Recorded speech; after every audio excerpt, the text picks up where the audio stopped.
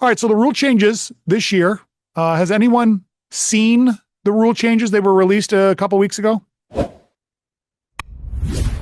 If you have, you're already ahead of the game. But there's a few, not many, that they've changed. One, they've added the part in goaltending where the offense can no longer commit goaltending. And I don't know about some of you, but I wasn't even really aware of this, because why would an offensive goaltend? But it was possible before by the way the rule was written. So they've eliminated it. All right. So the offense can no longer commit goaltending. They've also added, if the ball hits the glass and then it is blocked by a defender, it is now considered on its downward flight. So it would be considered goaltending. Again, it just provides some clarity, and it's supposed to make it easier for us to be able to call goaltending or not. Okay. They've updated the definition of a player being on the court. It's really no different. The rule isn't really changed any. They just tried to clarify it. And it's important. Why? Because bench players, when they do something, it is directly the result of the coach. So they would either get a indirect technical foul on that part of a situation or not. If it's a player, they don't get an indirect. So that's what they're trying to kind of shore up with this rule. They've eliminated, this is a wonderful thing, the little trapezoid. Remember the little throw-in diagram where you go from the free throw line to the corner of the court? Everything below that is the end line. Everything above that is the sideline. They've eliminated that little trapezoid imaginary line, and they're now using the 3-point line to determine where the throw-in will be. Anything above the 3-point line is going to be on the sideline, throw-in. Whether it's a designated spot throw-in or not, you have to know whether you're going to the sideline or the end line. And everything below the 3-point line will go to the end line. Easy enough? All right. They have changed another penalty for the better, in my opinion.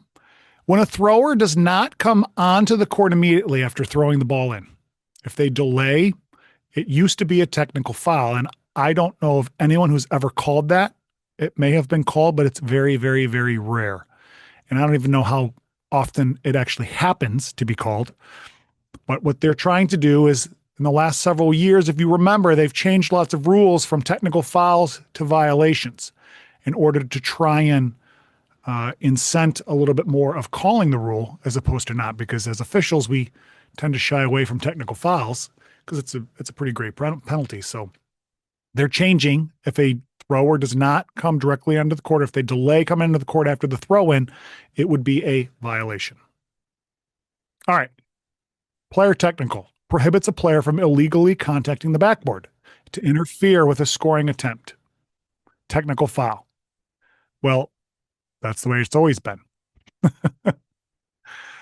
But I believe the reason that they put this in here and they've changed this is because the next rule is they've now said it's basket interference if you strike that backboard and cause it to vibrate on a shot attempt. So remember, it used to be if you went to block a shot and you slapped the backboard and it was part of blocking the shot, a legitimate attempt to block the shot, it was either nothing or it was considered a technical foul. Now they're saying, okay, if you're trying to block the shot legitimately and you contact the backboard and it vibrates, that's basket interference.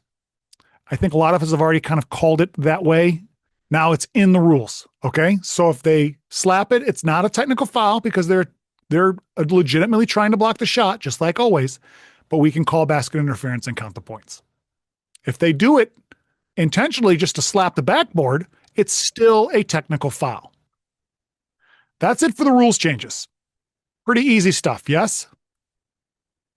The points of emphasis, and this is all I know, they didn't get into, at least that I have seen, the reasons why or a further explanation of the points of emphasis, but they are going to focus on bench decorum and communication, faking being fouled, as it's the second year we're going into that.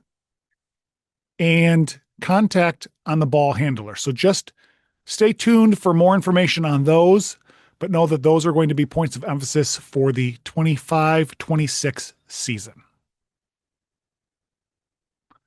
Let's review the rules from last year real quick because there were quite a few, and I just want to jog your memory so you can say, oh yeah, I remember. I didn't have any of those, but I'm going to be ready this year in case it happens. If you remember, I think they either just shored up the definition of electronic devices of what you can and can't use. You can use the iPads, you can record video, you can't show the video still to the official. And I think their big sticking point was they can't have stuff in their ears so they can talk to someone on the sideline. Those kind of electronic devices are prohibited, but you can use the iPads and the video and the charting and all that stuff. They put in some language about the non-official score. If there's multiple scores at the table, the non-official scores, if there is a records that do not match up, it's on the non-score to initiate that. They're not requiring the scorer to do that. So again, that's more in like a tournament situation.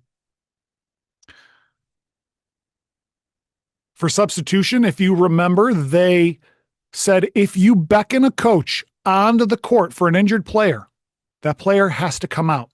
The coach can no longer refuse to come onto the court and let their kid get up on their own. If you beckon them, they're out. That means they need to be attended to. So I think that's a good thing because we don't ever beckon a coach on for nothing, right? We think that the kid needs to be checked. And so that was the rationale behind that. They also added the 20 seconds to fix blood. If you remember that, they've allowed a logo on a jersey where it was never allowed before. They changed the basket interference to allow hitting of the net and letting the judgment of the official determine whether it affected the shot or not. And if it didn't, then it wasn't basket interference. That was a good change.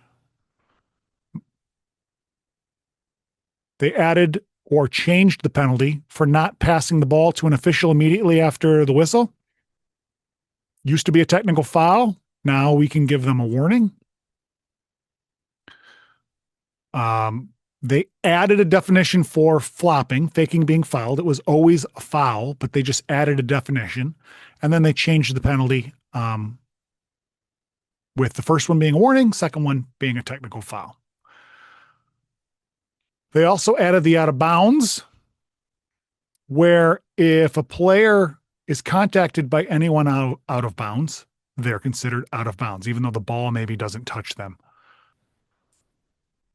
All right. Lastly, the last three, they added in the closely guarded, where there's no shot or there's no closely guarded count for a dribbling player. And this is only for shot clock games. Just remember that you do not have to have a closely guarded count. If they want to dribble closely guarded for 30 seconds, fine, but then they lose the ball because shot clock is over. All technical fouls in the pregame offset.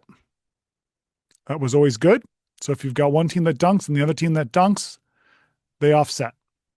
You have one team that has not enough kids in the book, and another team that has some other administrative, they offset. So you would still start with the jump ball.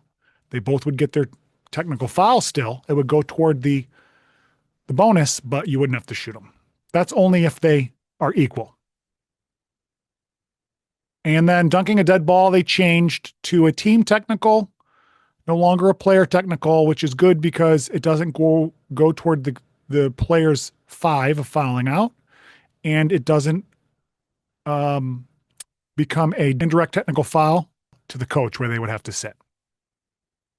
That's it for the rules changes.